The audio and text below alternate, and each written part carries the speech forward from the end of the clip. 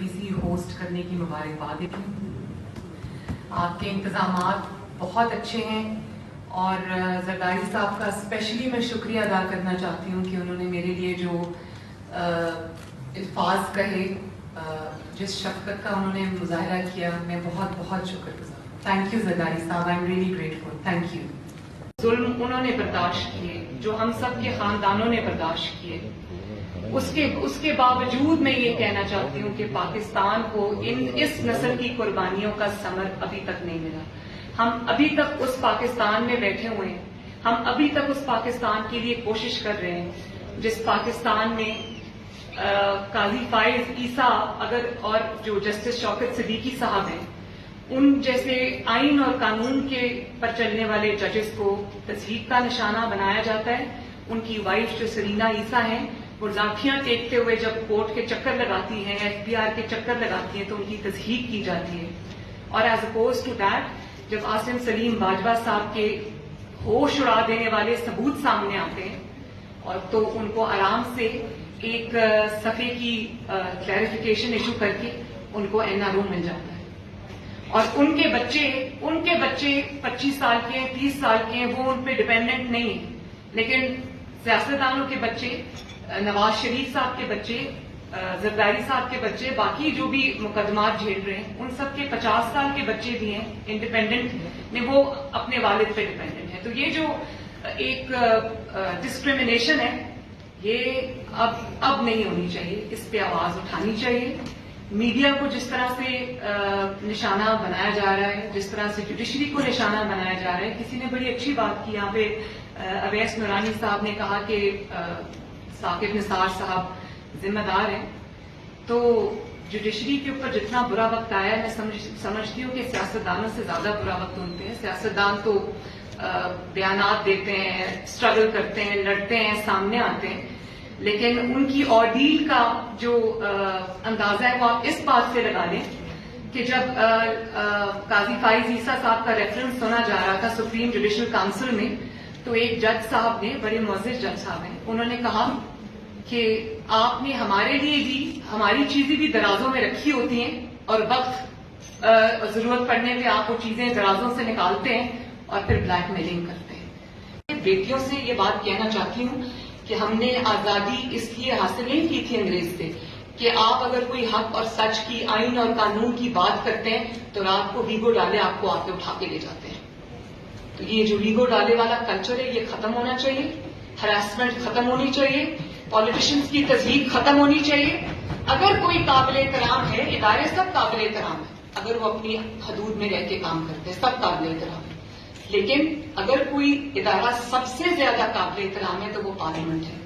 اگر کوئی لوگ سب سے زیادہ پاکستان کے اندر قابل احترام ہیں تو وہ عوام کے ریپرزینٹیٹیوز ہیں. لیکن میں نئی نسل کو یہ کہنا چاہتی ہوں کہ آپ کو کیا یہ منظور ہے کہ آپ کے جو پالیٹیشینز ہیں، آپ کے جو نمائندے ہیں، جو آپ کو ریپرزینٹ کرتے ہیں، ان کو اس طرح سے تضحیک کا نشانہ بنایا جائے، ان کی کیریکٹر اسیسینیشن کی جائے، ان کی نسلیں جیلوں میں رلیں، ان کو پھانسیاں ہوں، ان کو جلاوطنی ہو، وہ بیمار ہیں اور وہ باہر اگر علاج کے لیے گئے ہیں، آپ نے خود بھیجا ہے اور آپ پیچھے سے ان کا تمسخر اڑائیں اور اس طرح کی بات کریں، تو یہ بات جو ہے وہ ناقابل برداشت ہے. یہ پاکستان ہم اپنے بچوں کے لیے چھوڑ کے نہیں جانا چاہتے. اور پھر میں ضرور ذکر کروں گی اس چیز کا کہ جس کو تحریک انصاف کہا جاتا ہے، انصاف کی تحریک ہے. اور ابھی پچھلے دنوں موٹر وے کے اوپر ایک خاتون کی جس طرح بے حرمتی کی گئی، میرا نہیں خیال کہ 72 سال میں کبھی اس قسم کی درندگی کی کوئی مثال ملتی ہے.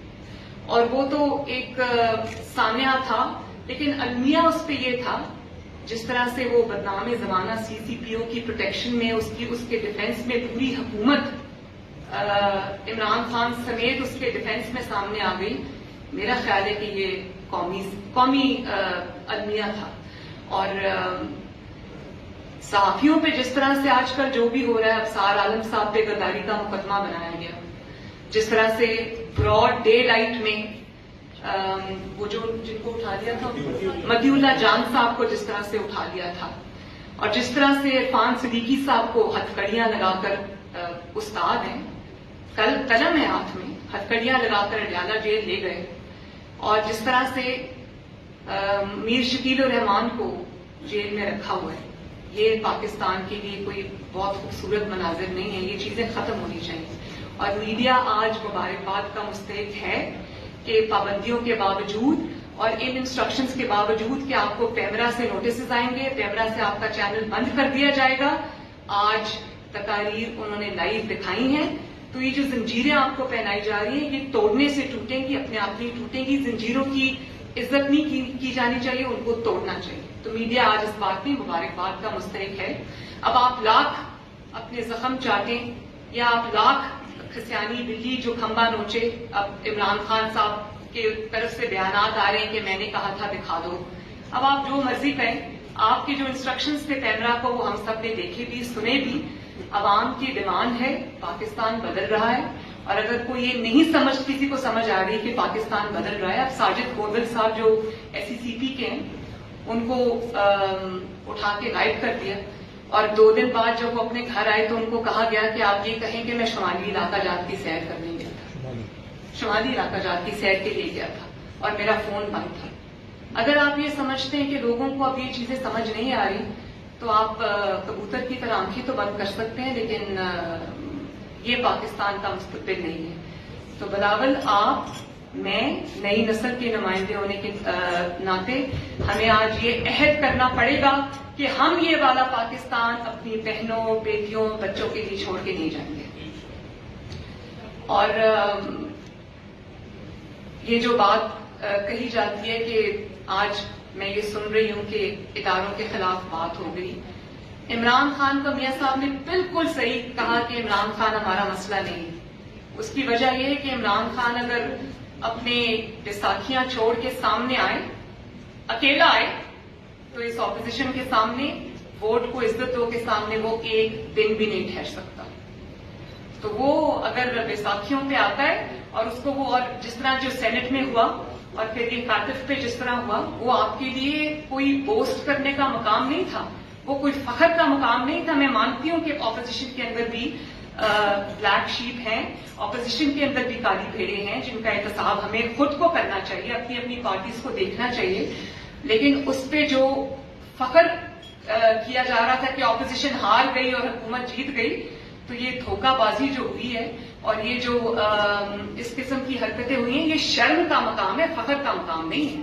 اور یہ نہ صرف حکومت کے لیے شرم کا مقام ہے بلکہ جو اس میں شامل ہیں ان کے لیے بھی یہ شرم کا مقام ہے. اور بطور پاکستانی، پاکستان اسلامی جمہوریہ پاکستان ہے، اس کے لیے یہ شرم کا مقام ہے. تو عمران خان صاحب اکیلے اگر آئیں گے، اکیلے آئیں تو ایک دن میں انشاءاللہ تعالی گھر جائیں گے.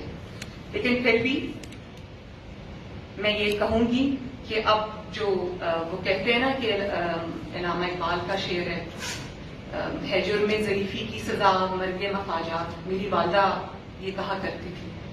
تو اب تو ہم اب اپوزیشن کے پاس اب کوئی گنجائش نہیں ہے ضعیفی دکھانے کی. ضعیفی اب جرم بن گیا. اب ہمیں آگے بڑھنا ہوگا. ہمیں اس چیز کو عوام کے لیے، کیونکہ جب ووٹ کو عزت نہیں ہوتی، ووٹ کو عزت نہیں ملتی، تو یہ جو مہنگائی ہو رہی ہے اور یہ جو ادویات، آٹا، چینی، پیٹرول، ڈیزل، یہ سب مہنگا ہو رہا ہے، یہ سب علامات ہوتی ہیں.